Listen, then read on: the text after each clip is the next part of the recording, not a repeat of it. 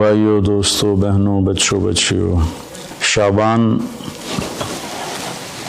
سے پہلے ہی اللہ کے نبی جب رجب کا مہینہ آتا تھا جو اس سے پہلے گزرا ہے تو اس میں یہ دعا فرمایا کرتے تھے، اللہم بارک لنا فی رجب و شعبان وبلغنا رمضان۔ یا اللہ ہمارے رجب اور شعبان میں برکت عطا فرما اور ہمیں رمضان مبارک نصیب فرما۔ تو ان 2 مہینوں میں گویا آپ رمضان کی تیاری شروع فرما دیتے تھے۔ عربی زبان ایسی ہے جس میں کوئی لفظ بیکار کا نہیں ہے، بے معنی نہیں ہے۔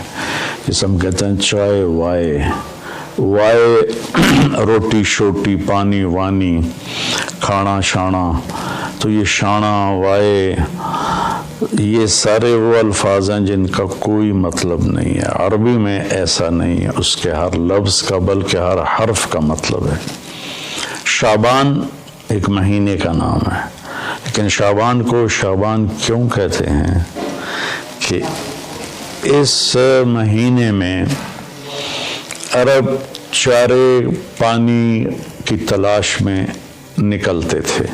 شعب کہتے ہیں متفرق ہو جانا، بکھر جانا، پھیل جانا۔ تو اس میں عرب چونکہ صحرا ہے، یہ عجب ملک اللہ نے بنایا ہے، یہ جزیرۃ العرب، جزیرہ نما، اس کے 3 طرف سمندر ہے،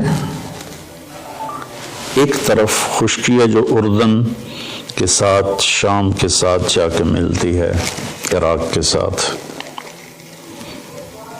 اور 3 طرف سمندر ہونے کے باوجود یہاں دریا، ایک دریا نہیں، اتنے بڑے ملک میں پاکستان سے 5 گنا بڑا ہے اور ایک دریا نہیں، اور اتنی تھوڑی بارش ہوتی ہے۔ جزیرہ نما جو ملک ہوتے ہیں وہاں تو بارشیں مسلسل ہوتی اور دھڑا دھڑ ہوتی ہیں، لیکن اللہ نے یہاں کے پہاڑوں کو اس طرح سے ڈیزائن کیا ہے کہ بارش کی ہوائیں اس سے ٹکرا کے واپس ہو جاتی ہیں۔ اللہ نے اس خطے کو لک و دک صحرا بنایا، آج بھی صحرا ہے بہت، الربع الخالی، یعنی 1/4 حصہ سعودی عرب کا خالی پڑا ہوا ہے، اس کا نام ہی ہے 1/4 خالی حصہ، وہاں زندگی نشو و نمائی نہیں پا سکتی۔ تو عرب کا جو جغرافیائی ایک تھا سٹرکچر، اس میں وہ کسی ایک جگہ رہ نہیں سکتے تھے، چند ایک شہر تھے جو آباد تھے، باقی وہ ہر وقت وہاں پانی آئے تو پورا قبیلہ وہاں چلا جاتا تھا، پھر پانی ختم ہو گیا، پھر پانی پہ لڑائی جھگڑے، پھر کسی اور جگہ پانی کا سراغ ملا وہاں چلا گیا۔ تو پانیوں اور چارے والی زمین کی تلاش کے لیے شعبان میں یہ نکلتے تھے، اور پھر آ کر اپنے سردار کو خبر دیتے کہ وہاں چارہ ہے، وہاں پانی ہے، پھر پورا قافلہ موو کر کے وہاں چلا جاتا تھا۔ اور یہ موبائل تھے خانہ بدوش، اور ان کی بستیاں، ان کے شہر خیمے ہوتے تھے، اور چونکہ یہ فطرت پر تھے، چونکہ کوئی وہاں ایسی چیز نہیں تھی جو ان کی فطرت کو مسخ کرے، جیسے میں شہری زندگی نے ہماری فطرت کو بالکل ادھورا کر کے رکھ دیا ہے۔ ہم نے آج تک چمکتا چاند نہیں دیکھا، تاروں بھری اندھیری رات نہیں دیکھی، ستاروں کی مسکراہٹ نہیں دیکھی، سورج چاند کی خوبصورت نورانی ہم نے اس کی شعاعیں نہیں دیکھیں، کرنیں نہیں دیکھیں۔ تو وہ لک و دک میدان تھا۔ افلا ينظرون الى الابل کیف خلقت۔ اب اس ماحول میں رہ کر آپ اس آیت کو سمجھے۔ اونٹ ان کی سواری تھی تو اللہ فرماتا ہے، اے اونٹ تو دیکھو کیسے بنا ہے، کس نے بنایا ہے۔ وَإِلَى السَّمَاءِ كَيْفَ رُفِعَتْ، جب تم صحرا میں سوتے اور اوپر تاروں بھری رات ہوتی ہے یا 14ویں کا چاند ہوتا ہے، یہ کس نے اوپر کھڑا کر دیا؟ وَإِلَى الْجِبَالِ كَيْفَ نُصِبَتْ، یہ تمہارے چاروں طرف پہاڑ ہیں کالے سیاہ، یہ کس نے کھڑے کیے، کیسے کھڑے ہو گئے؟ وَإِلَى الْأَرْضِ كَيْفَ سُطِحَتْ، اور یہ زمین بچھونا کیسے بن گئی؟ اس میں تم سفر کرتے ہو، ہم نے تمہارے لیے زمین کو سکیڑ دیا۔ تو یہ کلچر تھا عرب کی بود و باش اور تہذیب کا کہ یہ موبائل رہتے تھے۔ جب ایک جگہ بستی آباد ہوتی تھی تو جو فطرت میں ہوتا ہے نا، اس میں مزاج عشق بہت طاقتور ہوتا ہے، اس لیے عربی شاعری کو کوئی نہیں پہنچ سکا آج تک۔ عربی شاعری کو مزاج عشق میں، حس لطیف میں، حالانکہ وہ ان پڑھ تھے لیکن ان کا شاعر کھڑا ہوتا تھا بغیر تیاری کے 100 شعر فی البدی پڑھ دیتا تھا۔ فی البدی سے مراد ہے پہلے سے کوئی تیار نہیں کیے ہوتے تھے، بس کہتا تھا اور کہتا چلا جاتا تھا۔ تو عشق و محبت بھی عرب کا عشق زنا سے پاک تھا۔ میں نے عرب جاہلیت کی تاریخ پڑھی ہے، میں پڑھ کے حیران ہو جاتا ہوں کہ کیا عجیب لوگ تھے، اور اللہ نے وہاں کسی فاتح قوم کو جانے کا موقع ہی نہیں دیا کہ سب کہتے تھے ریت میں کیا پڑا جو ہم لیں، تو وہ محفوظ رہے، ان کی عربیت، ان کی فطرت محفوظ رہی، نہ ایرانی آ سکے، نہ اس میں رومن آ سکے، یہی اس وقت کی بڑی دو طاقتیں تھیں، نہ قبطی آ سکے جو مصر کی طاقت تھی، تو اپنی فطرت میں تھے۔ تو ان میں عشق و محبت کے جو اشعار ہیں نا، وہ ایسے ٹکڑے ٹکڑے کر کے رکھ دیتے ہیں، ترجمہ نہیں عربی، اگر عربی کی فہم ہو تو آدمی روئے بغیر رہ نہیں سکتا ہے۔ تو جب وہ ایک جگہ کو چھوڑتے تھے اور دوسری جگہ شفٹ ہو جاتے تھے، پھر جب وہاں سے اسی قبیلے کے کسی شاعر کا گزر ہوتا تو وہ ایک دم وہاں گم ہو جاتا، پرانی بستی، پرانا منظر، خیمے اور محبوب کا آنا جانا، تو ایک دم ان کی زبان پھڑک اٹھتی تھی۔ عرب کا سب سے مشہور قصیدہ امرؤ القیس کا ہے، وہ شروع یہاں سے ہوتا ہے کہ وہ ذکر کرتا ہے ان ایام کو جن ایام میں وہ یہاں رہتے تھے، اور وہ جس سے پیار کرتا تھا وہ وہاں ہوتی تھی۔ یہ تو ایک کردار ہے کہ پورے عرب میں یہ ثقافت تھی۔ تو وہ شاعر اپنا ایک قصیدہ لکھتا ہے تو اس سے پہلے اس تصور کو لاتا ہے۔ یہ شعبان سے جڑی باتیں آپ کو بتا رہا ہوں۔ گزر ہوتا ہے بس، اب تو وہ جگہ اجاڑ ہے لیکن وہاں وہ گارے کے نشان ہیں اور کچے اینٹوں کے نشان ہیں، خیموں کے کھونٹوں کے نشان ہیں۔ تو ایک دم پیچھے اس کے جھروکے کھلتے ہیں ماضی کے، اور وہ ایک دم آواز لگاتا ہے اپنے ساتھیوں کو، کفا کفا، ارے ٹھہر جاؤ۔ تو وہ اس کے ساتھی کہتے ہیں کیا ہوا کیا ہوا؟ نبکی من ذکر حبیب و منزل بسقط اللواء بین الدخول فحوملی، ٹھہر جاؤ، تھوڑا سا رو لینے دو محبوب کی یاد میں، قفا ٹھہرو، نبکی من ذکر حبیب و منزل، تھوڑی دیر ٹھہرو، محبوب اور محبوب کے جگہ کو دیکھ کے مجھے آنسو بہانے دو۔ جو سقط اللواء، جو دخول اور حمل کے درمیان جگہ ہے، وہاں پر میرے محبوب کی بستی تھی اور ہم یہاں رہتے تھے۔ پھر وہ آگے قصیدہ چلتا، میں ویسے اشعار سنا دیتا ہوں، ترجمہ نہیں۔ قفا ٹھہرو ٹھہرو، کیا ہوا؟ کنب کے رونا ہے، من ذکر حبیب و منزل، عشق پر، معشوق پر، جگہ پر، اور پھر یہاں چھوڑ جانے پر۔ بسقط اللواء بین الدخول فحوملی فصوضع فی المقرات لم یعف رسمها لما نسجتها من جنوب وشمالی ترى بعر الارعام فی عرصاتها وقيعانها كأنه حب فلفل كأني غداة البين يوم تحمل لدى سمرات الحي ناقف حنظلي. میں اس کا ترجمہ کرتا ہوں. وہ کہتا جب وہ قافلہ وہاں سے چل رہا تھا اور سارے جا رہے تھے اور شفٹ ہو رہے تھے اور میرے جانے کی کوئی ابھی سبیل نہیں تھی، تو میں ان کو جاتے دیکھ کر میرا حال وہ تھا جو حنظل، اس کی مثال میں دوں گا، ہماری عورتیں پیاز کاٹتی ہیں نا تو اس سے ایک گیس نکلتی ہے جس سے آنسو نکلتے ہیں بے تحاشا، جیسے کوئی بہت ہی رو رہا ہو. تو حنظل ایک کڑوا پھل ہے جس کو کڑتما کہتے ہیں.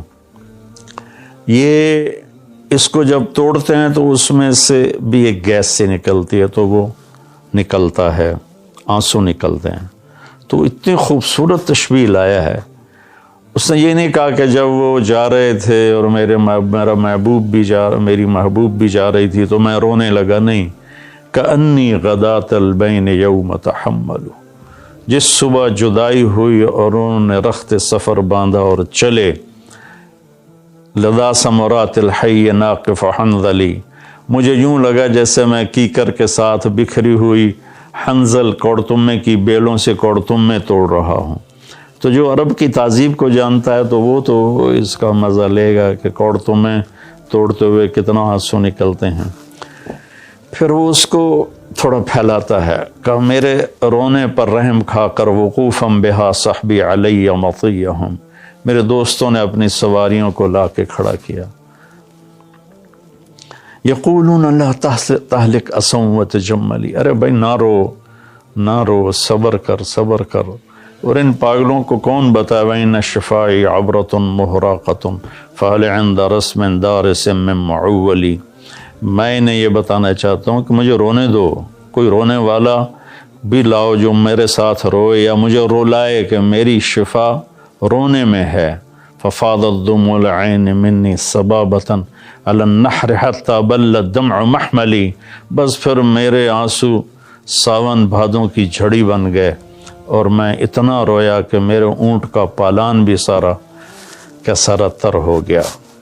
شعبان کے مناسبت سے میں نے تھوڑی آپ کو عرب کی تاریخ بتائی ہے، عرب کی تہذیب بتائی ہے، لیکن اس میں جو کہنا تھا وہ یہ تھا کہ شعبان رمضان کی تیاری ہے، شعبان رمضان کی تیاری ہے. تو اس میں میرے بھائیو ہم اگر کوئی کبیرہ گناہ میں ہیں تو توبہ کریں، چھوڑنے کی کوشش کریں یہاں تک کہ رمضان تک بالکل چھوٹ جائے. کسی سے لڑے ہوئے ہیں تو منانے صلح کی کوشش کریں یہاں تک کہ رمضان تک صلح ہو جائے. کسی کا حق مارا ہوا ہے تو اس سے جا کے دینے کی طاقت ہے تو فوراً دے دیں، ورنہ معافی مانگ کے کہیں بھی میں آہستہ آہستہ ادا کر دوں گا. یہ رمضان سے پہلے رمضان کی تیاری، رمضان میں انٹر ہونا ہے کبیرہ گناہوں کو چھوڑ کر، لوگوں کے حق تلفی کو چھوڑ کر، گالی گلوچ کو چھوڑ کر، ظلم و ستم کو چھوڑ کر، اور رشوت، چور بازاری، کھوٹ، اس کو چھوڑ کر. بھائیو اللہ کی قسم اٹھا کے کہتا ہوں حرام میں کچھ نہیں رکھا، گناہوں میں کچھ نہیں رکھا.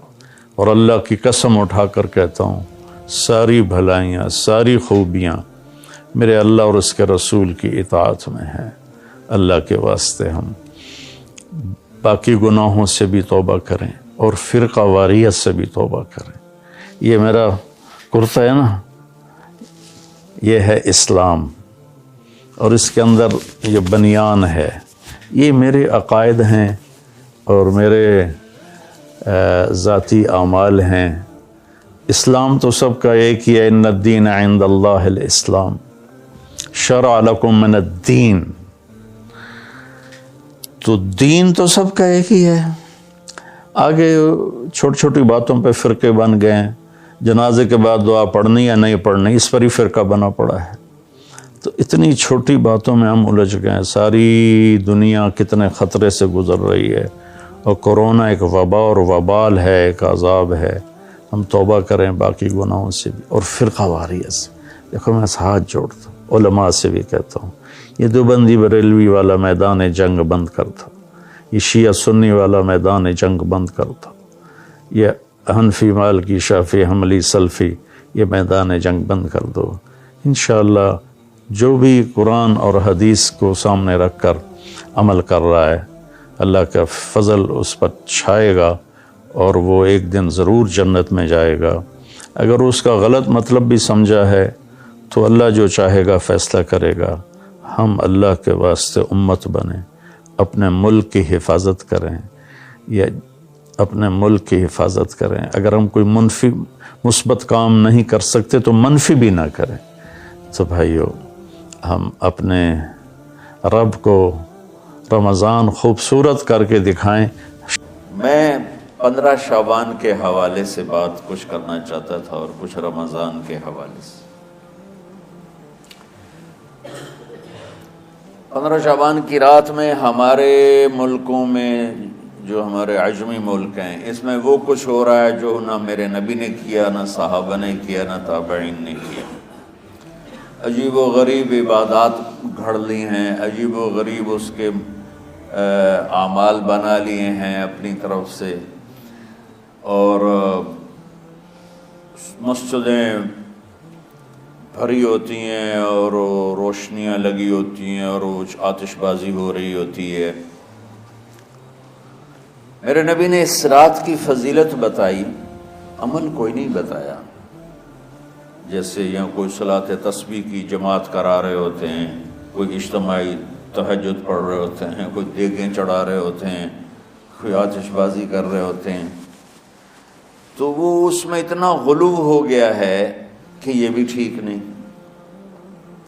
اور کچھ علماء نے اس کے رد میں اس کا اتنا انکار کیا ہے کہ اس رات کی کوئی فضیلت ہے ہی نہیں، یہ بھی ٹھیک نہیں۔ اس بیچ کا راستہ، اس رات کی فضیلت میں جتنی احادیث ہیں وہ ضعیف ہیں، لیکن اتنی کثرت سے ہیں کہ ان سب کا مل کر جمع ہو کر کم از کم وہ حسن لغیر ہی تک تو پہنچ جاتی ہیں۔ اور ابن عثیمین رحمۃ اللہ علیہ نے بھی یہ لکھا ہے کہ زیادہ سے زیادہ ان احادیث کے مجموعے سے، چونکہ اگرچہ ضعیف ہیں لیکن کافی زیادہ ہیں، تو وہ حسن لغیر ہی تک پہنچ جاتی۔ تو حسن لغیر ہی سے کوئی عمل ثابت نہیں ہوتا، عمل ثابت ہوتا ہے صحیح حدیث کے سے۔ ایک احادیث کی کثرت سے روایات اور ایک امت کا عمل، کہ امت کا بہت بڑا طبقہ صدیوں سے اس رات کا اہتمام کر رہا ہے۔ لیکن کچھ عرصہ پہلے تک اہتمام تھا دن میں روزہ رکھنا، رات کو کوئی نوافل پڑھ لینا، کوئی دو چار زیادہ پڑھ لینا، لیکن اب یہ ڈھول تماشے جو اب شروع ہوا ہے، اس کا تو کوئی وجود ہی کوئی نہیں ہے۔ تو اس رات کو اللہ تعالیٰ نے مبارک بنایا، اور حدیث پاک میں آتا ہے کہ اللہ تعالیٰ اس رات میں ساری دنیا کے لوگوں کی بخشش فرماتا ہے، سوائے 5 آدمیوں کے۔ 5 کے سوا سب اہل ایمان کی بخشش ہو جاتی۔ مشرک، المشرک، پہلا مشرک، دوسرا مشاحن، مشاحن کیسے کہتے ہیں؟ دل میں بغض رکھنے والا، کینہ رکھنے والا۔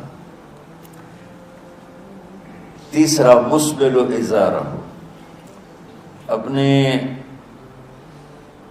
پاجامے شلوار چادر کو ٹخنوں سے نیچے تک لے جانے والا، لیکن ایک شرط کے ساتھ کہ وہ تکبر کی وجہ سے، سستی کی وجہ سے ہے، غفلت کی وجہ سے ہے۔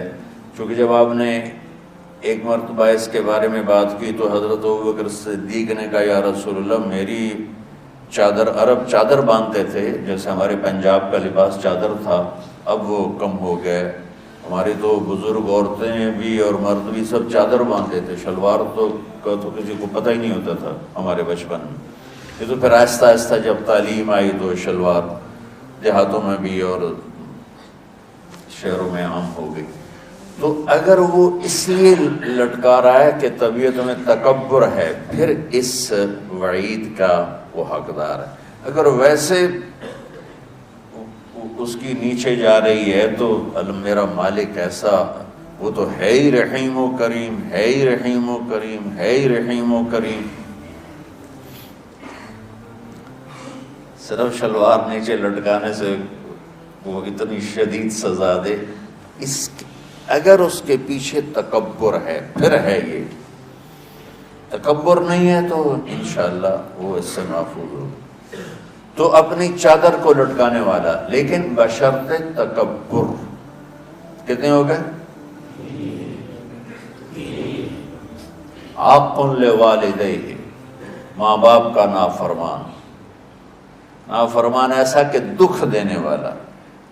چھوٹی موٹی اونچ نیچ تو ہر بچے سے ہو جاتی ہے، نہیں جن نے والدین کو ٹکڑے ٹکڑے کر دیا اور ان کو دکھ دے دے دے دے کے ان کا سینہ چیر دیا ہو.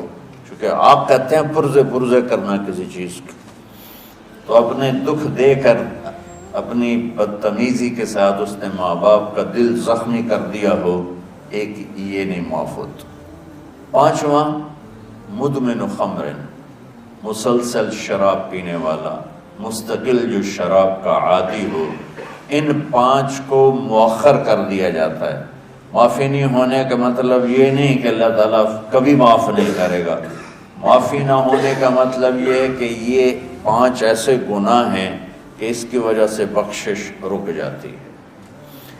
اگر وہ شرک سے نکل آئے، وہ کینہ سے نکل آئے، وہ تکبر سے نکل آئے، وہ والدین کی نافرمانی سے نکل آئے، شراب چھوڑ دے، تو ان کی بھی بخشش ہو جائے. جب کوئی توبہ کرے گا فوراً بخشش ہو جائے گی. نہ 15 شعبان کی ضرورت ہے، نہ لیلۃ القدر کی ضرورت ہے، نہ بیت اللہ جانے کے ساتھ توبہ کی شرط ہے. جہاں بھی وہ بیٹھ کے توبہ کرے گا، جس لمحے میں کرے گا، اسی وقت اس کی توبہ قبول ہوگی اور اللہ اس کے پچھلے سارے گناہوں کو معاف فرما دے گا. کمایا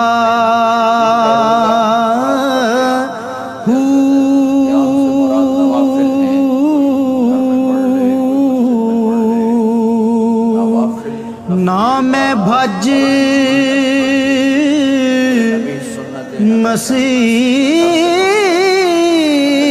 مسیتی وڑیا نا تسبہ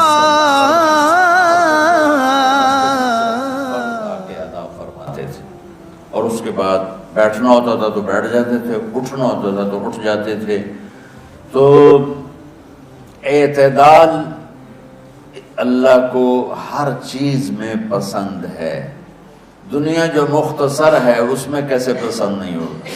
آخرت جیسے معاملے میں بھی اللہ ہم سے کہہ رہا ہے اعتدال، امتن وسطا.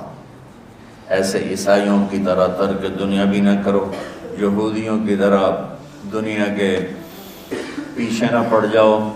رزق حلال بھی کماؤ، اپنے بچوں کو بھی دیکھو، اپنے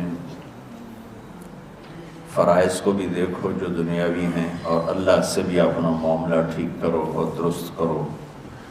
بعد کے زمانے میں صحابہ کے بعد سے ہی ایک انتہا پسندی امت میں آئی. ساری ساری رات جاگنا. فلاں بزرگ تھے وہ رسے سے اپنے بالوں کو باندھ لیتے تھے کہ نماز پڑھتے پڑھتے جب نیند آئے اور جھٹکا لگے تو رسے سے بندھے ہوئے بالوں سے اس جھٹکے سے تکلیف ہو اور ان کی آنکھ کھل جائے اور پھر نفلوں میں شروع ہو. ایک فلاں بزرگ تھے وہ اپنے آنکھوں میں نمک کا سرما لگاتے تھے تاکہ آنکھیں جل جائیں، وہ اس میں وہ جلن پیدا ہو جائے اور نیند اڑ جائے. یہ ایسے واقعات بھرے پڑے ہیں. فلاں بزرگ تھے انہوں نے 30 سال عشاء کے وضو سے فجر کی نماز ادا کی. یہ اپنی جگہ پہ بزرگی ہے، لیکن یہ بھائیوں یہ دین ہم پیش نہیں کر سکتے. فلاں بزرگ تھے وہ 30 سال سے ستو کھا رہے تھے کہ روٹی کھانے اور ستو کھانے میں 70 دفعہ سبحان اللہ کا فرق پڑ جاتا ہے، تو روٹی کھائیں تو 70 دفعہ سبحان اللہ کم کہہ سکتے ہیں، اور ستو کھائیں تو 70 دفعہ سبحان اللہ زیادہ کہہ سکتے ہیں، تو لہٰذا ان کا مجھے تو 30 سال ہو گئے، میں تو ستو کھا رہا ہوں، میں تو روٹی نہیں کھا رہا۔ یہ دین نہیں ہے، یعنی یہ وہ دین نہیں جو ہم انسانیت کو پیش کر سکتے، یہ تو لوگوں کو دوڑانے والی بات ہے۔ اور ایک آدمی ایک بزرگ سے ملنے گیا تو وہ نوافل پڑھ رہے تھے، وہ زور سے عصر تک نفل پڑھتے رہے، وہ ان کے انتظار میں بیٹھا رہا، پھر عصر سے مغرب تک وہ مراقبہ کرتے رہے، وہ انتظار میں بیٹھا رہا، پھر مغرب سے عشاء تک وہ نفل پڑھتے رہے، وہ بیچارہ انتظار کرتا رہا، پھر عشاء کے بعد پھر نفل شروع کیے تو تہجد تک نفل پڑھتے گئے اور وہ بیچارہ پیچھے بیٹھا ہوا۔ تو تہجد کے آخر میں ان کی مسئلے پہ بیٹھے بیٹھے ایسے اونگ آ گئی، تو یوں جھٹکا لگا تو کہا یا اللہ میں اس آنکھ سے پناہ مانگتا ہوں جو سونے سے اس کا دل ہی نہیں بھرتا۔ اور پھر اس کے بعد فجر کی نماز پڑھ کے اشراق تک بیٹھے رہے، پھر اشراق پڑھے، اخیر وہ بیچارہ اٹھی کے واپس آ گیا، لگتا ہے نام تھا ویلی کوئی نہیں۔ تو وہ اس نے کسی سے پوچھا کہ یہ بزرگ کب سے یہ کر رہے ہیں؟ کہ پچھلے 30 سال سے کر رہے ہیں۔ یہ راہبانیت کی شکل ہے، یہ وہ دین نہیں جو ہم لوگوں کو پیش کریں گے تو وہ کہیں گے واہ واہ واہ واہ کیا دین ہے بھائی، قبول کرو۔ یہ ایک قسم کا غلو آیا۔ میں ایک حدیث سناتا ہوں، بخاری شریف میں بھی ہے، مجھے اب ہر شے بھول گئی، لیکن وہ ہے نہی الغلو، اس طرح کر کے آپ لوگ زیادہ جانتے ہوں گے جو پڑھ رہے ہیں کہ غلو سے نہیں۔ اور حدیث آپ کو سب کو یاد ہوگی کہ 3 صحابہ آئے اللہ کے نبی کے گھر اور پوچھا کہ اللہ کے نبی رات کیسے گزارتے ہیں؟ تو گھر والوں نے کہا سوتے بھی ہیں، جاگتے بھی ہیں، کھاتے بھی ہیں۔ تو وہ تینوں آپس میں کہنے لگے وہ تو نبی ہیں، سوئیں بھی تو کوئی بات نہیں، اور شادی ہے کوئی بات نہیں، ہم تو نبی نہیں، ہمیں تو کچھ کرنا چاہیے۔ ایک نے کہا کہ میں ساری زندگی روزہ نہیں چھوڑوں گا، ایک نے کہا کہ میں ساری زندگی سوؤں گا نہیں، ایک نے کہا میں ساری زندگی شادی نہیں کروں گا۔ تو دیکھنے میں تو واہ واہ کیا بڑی بزرگی ہے بھائی، بڑے بزرگ ہیں۔ ہمارے نبی کو پتہ چلا، آپ نے تینوں کو بلا لیا، کہا تم مجھ سے زیادہ اللہ سے ڈرنے والے ہو، میں تم سے انا اتقاکم یا اخشاکم، الفاظ آپ لوگ کو زیادہ یاد ہوں گے لیکن مفہوم میں صحیح پیش کر رہا ہوں۔ آپ نے کہا میں تم سے زیادہ اللہ کو جانتا ہوں، تم سے زیادہ اللہ سے ڈرتا ہوں، میں سوتا بھی ہوں، میں کھاتا بھی ہوں، میں روزے بھی رکھتا ہوں، میں چھوڑ بھی دیتا ہوں، میری بیویاں بھی ہیں، میں اپنی بیویوں کے پاس بھی جاتا ہوں۔ تم دین میں غلو سے بچو، اہل امتوں کو ہلاک کر دیا دین میں غلو۔ دنیا میں غلو یعنی انتہا پسندی، ایکسٹریمسٹ ہونا، دنیا ہو یا دین ہو، دونوں میں اعتدال بچو، اللہ تعالیٰ کو پسند ہے۔